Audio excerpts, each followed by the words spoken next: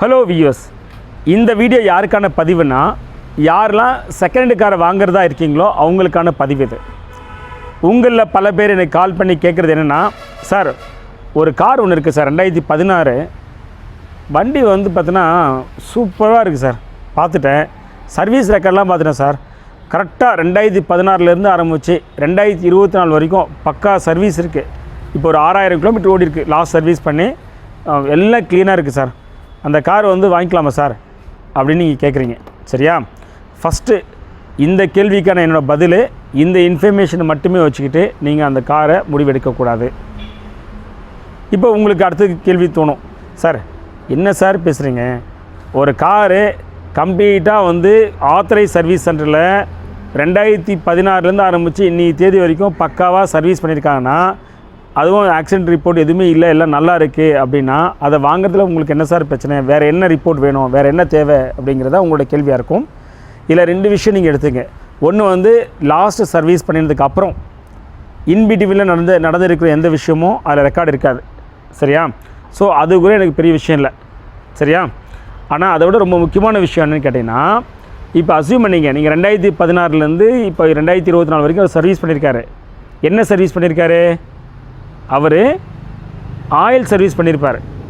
In fact அந்த நான் லாஸ்ட்டாக பண்ண ஒரு சியாஸ் ஒன்று கார் பார்த்தேன், அந்த கார் அப்படி தான் 2016 கம்ப்ளீட்டாக வந்து பார்த்தீங்கன்னா சர்வீஸ் ரெக்கார்ட்லாம் பக்காவாக இருக்குது. ஆனாலுமே கஸ்டமர்கிட்ட நான் சொல்கிறேன், சார் இது வந்து உங்களுக்கு இந்த கார் வாங்கினா நிறைய செலவு வைக்கும் அப்படின்னு சொன்னேன். ஏன் அப்படின்னு சொன்னால், அந்த கார் அவர் ஒன்லி வந்து ஆயில் சர்வீஸ் மட்டும் பண்ணியிருக்காரு. ஆயில் சர்வீஸ் தானே, என்ஜின் ஆயில் மாற்றிருக்காரு, கூல்ட் ஆயில் மாற்றிருக்காரு, பீரியடிக்காக பிரேக் ஆயிலு, சரிங்களா? ஸோ இதெல்லாம் மாற்றிருக்காரு. அது போக அந்த filters, engine oil filter, air filter, oil filter, சரிங்களா, ஏசி ஃபில்ட்ரு, இதுதான் மாற்றிருக்காரு. இப்போ உங்களுக்கு தோணும், சார் சர்வீஸ்னால் இவ்வளோ தானே சார், கரெக்டாக ஆயிலெலாம் மாற்றணும், ஃபில்டர்ஸை மாற்றணும், வேறு என்ன மாற்றணும், அது மாற்றினா போதாதா அப்படிம்பிங்க. அது மாற்றினா போதுமானதாக இல்லை, போதுமானதாக ஆகாது. என்ன ரீசன்னா, மெயின்டெனன்ஸ்னு எடுத்திங்கன்னா நீங்கள் கேட்டகரிஸாக வந்து பார்த்தீங்கன்னா 3 கேட்டகரியாக மெயின்டெனன்ஸ் எடுத்துக்கலாம். ஒன்று வந்து பார்த்தீங்கன்னா ப்ரிவென்டிவ் மெயின்டெனன்ஸ், இன்னொன்று ப்ரிடிக்டிவ் மெயின்டெனன்ஸ், 3வது பிரேக் டவுன் மெயின்டெனன்ஸ். இதில் இருக்கிறதுல ஃபஸ்ட்டு இதுதான் ஆர்டர். நீங்கள் மெயின்டெனன்ஸ் இப்படி தான் பண்ணணும். ஃபஸ்ட்டு ப்ரிவென்டிவ் மெயின்டெனன்ஸ் பண்ணணும், செகண்ட் ப்ரிடிக்டிவ் மெயின்டெனன்ஸ், 3வது பிரேக் டவுன் மெயின்டெனன்ஸு. 3வது பிரேக் டவுன் மெயின்டெனன்ஸ் வந்து பார்த்தீங்கன்னா இன்னெவிக்டபிள், அது நடந்துடும்.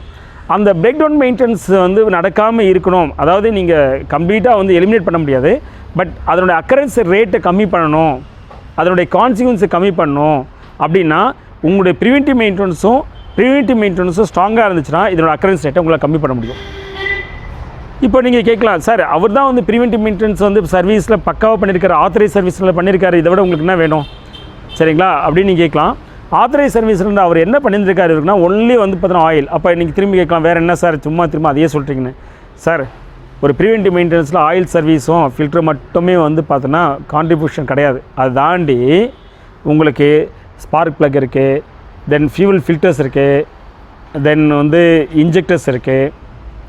இப்போ நீங்கள் உங்களுக்கு டீசல் வேணுன்னா டர்போ இருக்குது, ஈஜிஆர் இருக்குது, இன்ஜெக்டர் இருக்குது, இந்த மாதிரி நீங்கள் சொல்லிகிட்டே போகலாம். அவ்வளோ காம்போனன்ட்ஸ் இருக்குது. அது எல்லாமே நீங்கள் டைமிங் பெல்ட்டு பீரியாடிக்காக நீங்கள் வந்து பார்த்தீங்கன்னா ரீப்ளேஸபிள் பண்ண வேண்டியது இருக்கும். சிலது ரீப்ளேஸபிள், சிலது நீங்கள் சர்வீஸ் பண்ணி போட வேண்டியது இருக்கும். அஃப்கோர்ஸ் வந்து பார்த்தீங்கன்னா சஸ்பென்ஷனு, கிளச்சு, இதெல்லாமே கூட. அந்த வண்டியில், அந்த சியாஸ் சொன்ன வண்டியில் என்னென்னா 80,000 கிலோமீட்டர் ஓட்டியிருக்காரு. அவர் ஒன்லி வந்து பார்த்தீங்கன்னா நான் சொன்னது ஆயில் ஃபில்டர் மட்டும் தான் மாற்றிருக்காரு, வேறு எதுவும் மாற்றலை. இப்போ 80,000 கிலோமீட்டர் வந்ததுக்கப்புறம் இப்போ வாங்குறவருக்கு என்னெல்லாம் வந்து சர்வீஸ் வந்து நிற்கும், என்ன பிரச்சனை வந்து நிற்குன்னா, சஸ்பென்ஷன் காலி, கிளச்சு ஓடுது, but any point of time வந்து பார்த்தீங்கன்னா கிளச்சு மாற்ற வேண்டியிருக்கலாம், சரிங்களா, டைமிங் பெல்ட்டு மாற்ற வேண்டியிருக்கும், ஸ்பார்க் ப்ளக்கு, இக்னிஷன், இன்ஜெக்டரு, சரிங்களா. இந்த மாதிரி நீங்கள் என்ன சொல்லலாம், சொல்லிகிட்டே போகலாம். அவ்வளோ பார்ட்ஸ் வந்து பார்த்தீங்கன்னா நீங்கள் வந்து ரீப்ளேஸபிள் பண்ண வேண்டியது இருக்கும். இதெல்லாம் வந்து பார்த்தீங்கன்னா வெரி எக்ஸ்பென்சிவ்.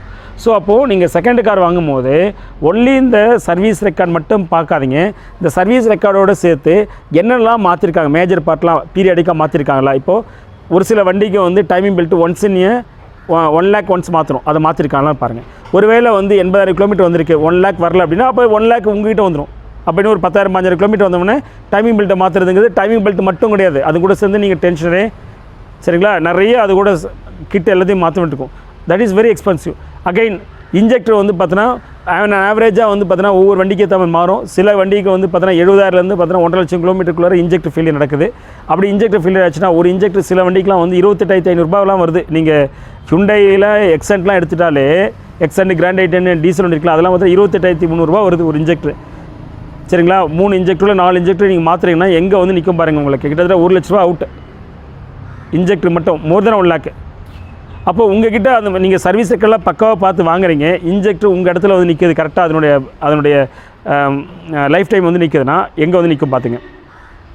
அதே மாதிரி நீங்கள் வந்து ஆட்டோமேட்டிக்னு எடுத்துட்டிங்கன்னா வந்து அதுலேயும் நிறைய சேலஞ்சஸ்லாம் இருக்குது. சரிங்களா? ஸோ இப்போ நம்ம ஆட்டோமேட்டிக் காரை நான் வந்து அதிகமாக பேச பொறுத்தல, ஏன்னா நீங்கள் பட்ஜெட் கார் தான் நிறைய நம்ம பற்றி பேசிகிட்டு இருக்கோம். அப்படி பட்ஜெட் காரில் வரும்போது கிளச்சு மாற்றுறது தான் நீங்கள் வந்து கூட சேர்ந்து சில இதெல்லாம் ஃப்ளைவில் மாற்ற இருக்கும். சில வண்டி டியூல் மாஸ் ஃப்ளைவில்லாம் வரும். டியூல் மாஸ் ஃப்ளைவில்லாம் வந்துச்சுன்னா கிளச்சு டியூல் மாஸ் ஃப்ளைவில்லாம் சேர்த்து பார்ட் காஸ்ட்டே ஒரு 80,000 வந்து நிற்கும்.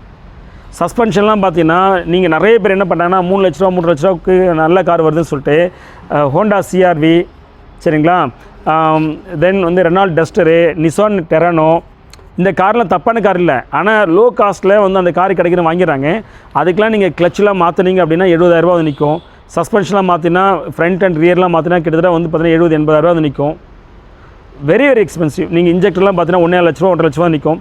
அப்போ இந்த மாதிரி இப்போ அசியூம் பண்ணிக்க யாரோ ஒருத்தர் சர்வீஸை பக்காவாக மெயின்டைன் பண்ணிவிட்டு கரெக்டாக வந்து பார்த்தீங்கன்னா இதெல்லாம் மாற்றாமலே எக்ஸ்டெண்ட் பண்ணிட்டு வராரு, வந்துட்டு கரெக்டாக ஒரு நிக்கில் வந்துட்டு உங்கள்கிட்ட கொடுத்துறாரு, நீங்கள் அந்த காரை வாங்கிட்டீங்க அப்படின்னா உங்கள் நிலைமை என்ன ஆகும்?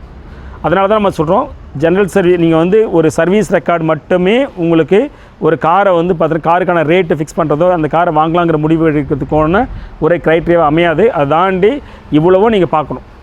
சரியா? இதெல்லாம் பார்த்து நீங்கள் அந்த கார் வாங்கினா தான் உங்களுக்கு அந்த காரை வந்து பார்த்தீங்கன்னா உங்களுக்கு நன்மையை கொடுக்கும். இல்லாட்டி வந்து பார்த்தீங்கன்னா நீங்கள் கஷ்டப்பட வேண்டியிருக்கும்.